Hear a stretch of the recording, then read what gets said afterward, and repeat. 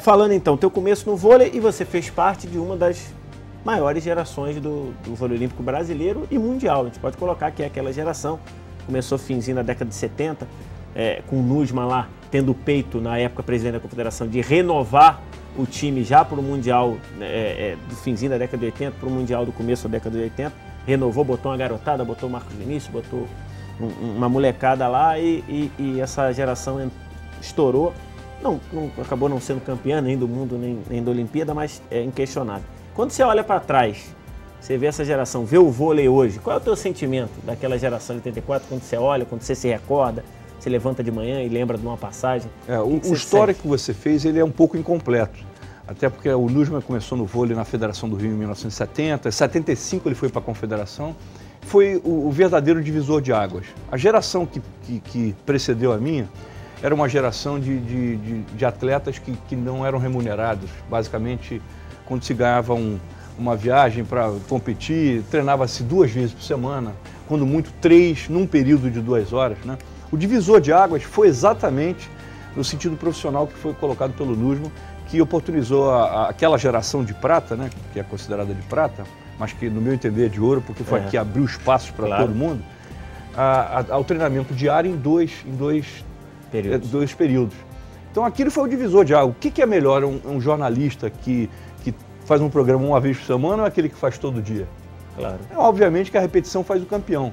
E aquela foi a divisão, exatamente o conceito, o atleta teve que se empenhar mais, naturalmente afloraram valores jovens, que foi uma geração que de fato fez uma diferença muito grande.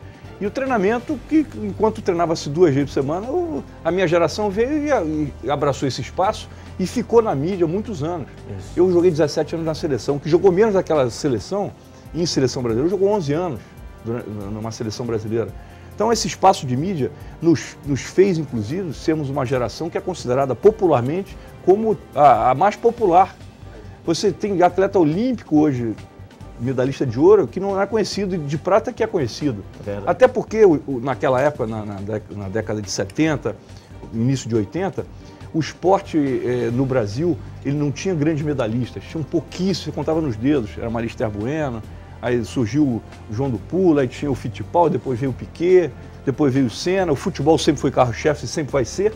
E o vôlei, quando surgiu para transmissão ao vivo em 82, naquele mundialito no Maracanãzinho, foi um boom, foi um espaço da noite para o dia, um bando de perrapados se tornarem ídolos, né, nacionais, e o vôlei virou uma febre de fato, que até os dias de hoje nos orgulha e dá um prazer muito grande. Imagino que de repente ter feito parte desse processo de evolução que faz o voleibol seu esporte. Imagino que de repente nem vocês estavam preparados para aquela explosão do jeito que foi, né? Principalmente nós, não tínhamos a menor ideia. Surgiu o Mundialito, as 12 melhores equipes do mundo, a Rússia, a equipe soviética jamais havia perdido na história, aquela equipe, com Zaitsev, Savin, Molivo, aqueles jogadores todos.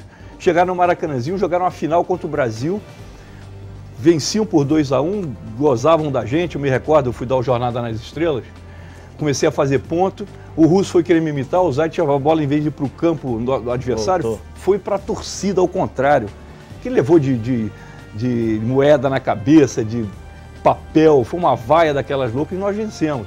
Então ali foi exatamente aquela partida, aquele evento, começou a se transformar completamente o Mundial, o Brasil. Você falou aí nos Jornadas, né? E ninguém consegue esquecer, uma marca, né? Uma marca registrada.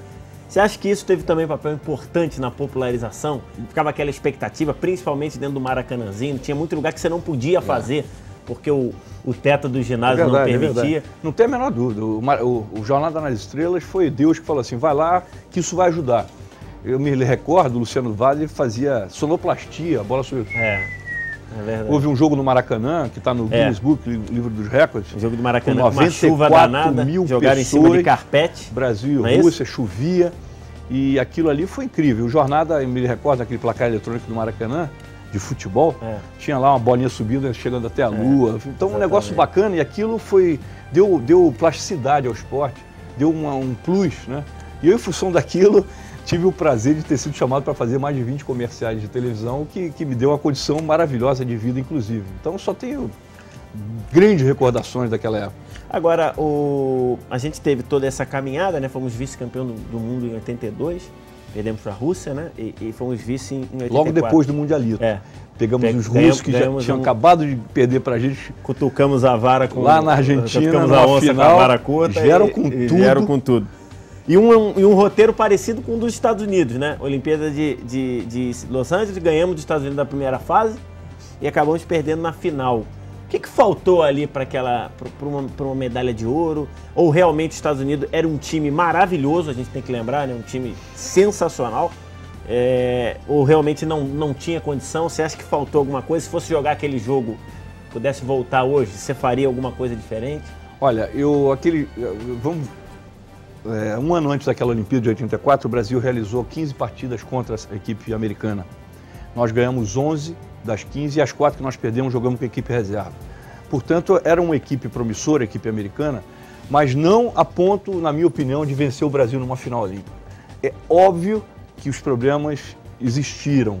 São problemas que estão numa caixa preta fechada e que passou. Você vai abrir ela aqui hoje. Não, essa caixa não se abre. Não, essa você caixa vai ter não que se abrir. abre. Essa caixa não se abre aí. porque é questão de relacionamento. Isso aí ocorreu de fato, tanto é que nós ganhamos dos Estados Unidos na primeira partida, e no final foi problema de relacionamento que entre vocês ali? Você acha que problema de relacionamento por falta de estrutura psicológica, por uma série de coisas que hoje servem de exemplo para tudo de bom que ocorre com o espaço do vôlei. Será que a gente subiu no salto? Não, pelo contrário, é questão de relacionamento. Você com a tua mulher em casa, com teu filho, você discute e tal, e tenta solucionar. E ali não tinha quem... Não deu tempo. Então foi um negócio de cabeça, faltou uma liderança psicológica para poder minimizar qualquer problema e que fôssemos a campo e vencêssemos. Mas de qualquer forma, serviu como um grande exemplo que hoje o voleibol, qualquer tipo de problema é solucionado. Você vê atleta que se afasta, você vê tal, mas fica tudo nas internas. A gente tenta ao máximo não expor a mídia para que você não cative negativamente todo aquele amante do esporte.